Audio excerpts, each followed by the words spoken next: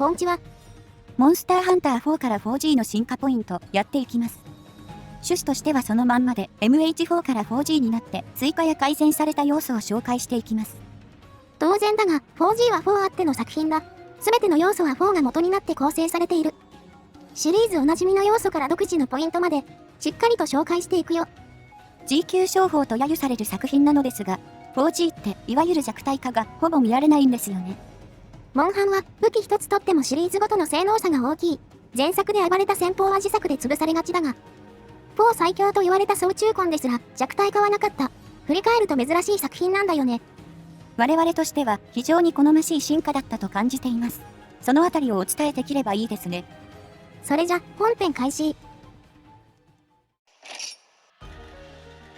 一つ目は物量。G 級作品といえばこれよね。4G に限らず全 G 級版にあるものですが、まとめて紹介しますね。新たな階級として村上位と G 級が追加されました。それに伴いクエストやモンスター、装備が増加しています。上位が4ランク、G 級は3ランクだけど、ボリュームとしてはあんまり変わらないよ。そのせいか、G 級はキークエの数が多い。ちょっとずつクエストが解放されてくね。ランク制はハンターランクで据え置きですが、新たに G 級許可証と古文書の概念が登場しています。これまでと変わらず、狩猟を続ければクエストが増えます。全部やりきるだけで結構遊べますね。装備については、邪悪と総中魂の追加が目立つ。前作ではかなり種類が少なかったが、属性によって一本もないとかありましたしね。これらは4が初登場なので仕方ないですが、エンドコンテンツの発掘でも掘れるようになり、すべての武器が最後の最後まで活躍できます。モンスターは MH4 組の亜種全般に加えて、復活要素が多くあったのがポイントだね。4は珍しく砂漠マップがなかったんだ。ガニや鶴竜系が無事復活となったよ。ドスコ竜でハブられてたナズチくんも来てくれてます。彼だけ後から追加されがちですよね。そして、ドンドルマと大老殿の復活。これはオールドハンター歓喜だったよな。我々的にはモイハンドス以来でしたからね。めちゃ懐かしかった記憶があります。総じて MH4 時代に望んでいた要素を 4G でちゃんと追加してくれたという印象が強いです。エンドコンテンツ周りを引き継いでくれたのよかったよね。探索、ギルクエ、発掘もちゃんと J 級版が実装された。4ではモンスター側が充実した分、ハンターが弱かったが、そこにしっかりメスを入れてると思う。アクション周りについては次の章で触れてます。一緒に見ていきましょうか。2つ目、アクションと挙動面。武器種とハンター自身の変更点だ。まず、多くの武器種について調整が入っています。新モーションやコンボルートの追加などなど。中でも、チャークの変わりっぷりはもはや別の武器。属性強化や調出などは 4G からの要素です。チャークの初登場は 4G と言って過言ではないよね。ティアで言えば、最下層から最上位になるレベル。変貌ぶりで言えば、双剣も4とは別物だね。こっちは突進連山の追加が大きいかな。双剣は MH4 の弱体がひどすぎたのもありますが、一気に実用性の高い強武器に化けましたね。そして冒頭でも触れましたが、総中魂は調整なしです。MH4 では体験以外全部食ってましたが、モーション値とか基礎的な部分はそのまんまだね。よく耐えてくれたと思う。それどころか、エキス延長の両中効果が追加されて、むしろ強化されてるよ。ただ、これでも総中魂一択にはなりませんでした。両中システムと極限の相性がよろしくなく、その他、ハンターの基礎動作も色々強化されたよ。吹っ飛ばされた後自動で起きなくなった。モンハンって壁際で吹っ飛ばされたらオツなゲームでしたが、それがかなり改善されましたね。仲間に勝ち上げられた後に動けるようにもなりました。こちらはあまり使いませんが。発売前の PV とかでは印象的だったよね。それまで迷惑行為の代表例だったしな。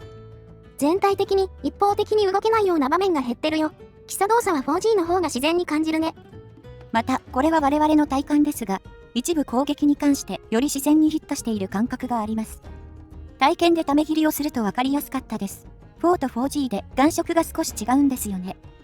4G の方が見た目通りにヒットしてる気がするんだよね。うまく言葉にできなくて申し訳ないんだけども。ともかく、4でぎこちなかった部分が改善されて、かなり気持ちよく動かせるようになったよ。4G から4に戻ると結構違和感ありますよ。たまに試すのも面白いかも。3つ目、生産、発掘格差。MH4 でかなり賛否あった部分だね。格差はゼロにはなっていません。適正なところに落ち着いたって感じですかね。例として、こちらは MH4 時代の比較です。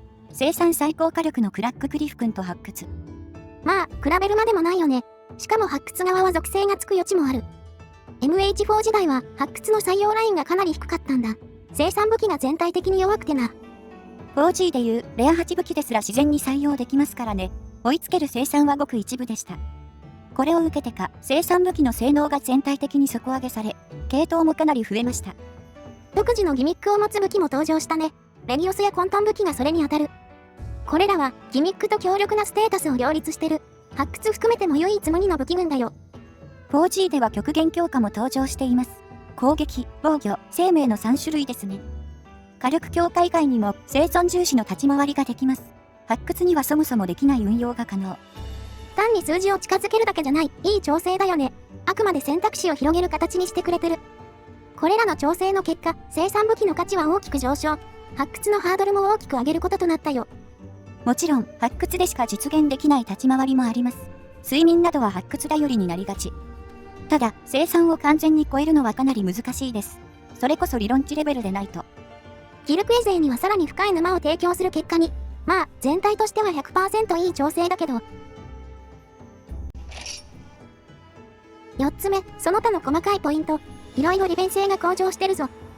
まずはオンライン周りの機能充実です。一番でかかったのはキック機能でしょう。モンハンって初期はキック機能がなかったんですよね。4ではこれのせいでキッズたちが大暴れしました。有名なのは公式放送でのパターン事件かな。詳細は MH4 パターンで検索。4でオンライン無料になったのもあってね。当時は本物が多くいたんだよな。4人部屋だと1人当たりの比重が大きいですからね。まあ、その分ギス音が加速したりしましたが。それと自動チャットも 4G からですね。特定の行動時に自動で定型文が発言されます。これも結構便利だったよな。3DS はクエ中に定型以外打てないし。ネタ定型を仕込む楽しさも増えた気がする。自動で発されてるってのが面白いんだよな。狩猟用のアイテム周りでも色々拡張されています。王宮耳栓や交流石が代表例でしょうか。王宮耳栓は使い捨ての高級耳栓です。メインシリーズでは 4G だけの要素。スキルの耳栓を外した場合のお守りで採用できるね。ユニークで実用性が高い。交流石は対極限で用意されたものだと思うが、MH4 では恐竜化への対抗策はほぼなかったからな。石は石で効果時間等の制限が多いですが、遊びの幅を広げる要素と言えるでしょうね。そうそう、地味だけど大きいのがオプションの拡充。4G で3項目追加されてるよ。会話テキストを一括で送れるようになりました。イベントだけでなく、クエスト受注時にも適用されます。会話を避けることは不可能なので、体感かなり変わります。我々はずっと一括表示にしてますね。弓照準の方は R で貯める操作の場合に回避等で照準モードがキャンセルされなくなったね。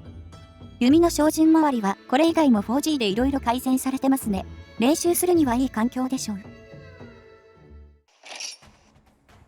さて、それじゃあ最後に問題点と不満点を挙げよう。全部が全部良くなったわけじゃないからな。やはりその難易度の高さは一番にきますかね。